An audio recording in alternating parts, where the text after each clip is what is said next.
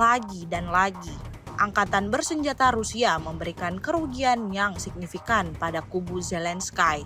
Terbaru, sebuah rekaman ramai dibicarakan warganet di media sosial Telegram pada Sabtu 28 September 2024. Detik-detik penghancuran kendaraan militer Max Pro Ukraina di Selidivo terlihat dalam rekaman ini. Pasukan Putin sampai saat ini masih terus intens menghancurkan sejumlah kendaraan militer musuhnya yang terdeteksi.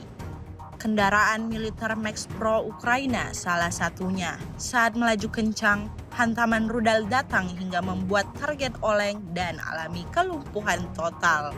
Sejak video ini beredar, belum ada tanggapan resmi dari pihak Kementerian Pertahanan Ukraina.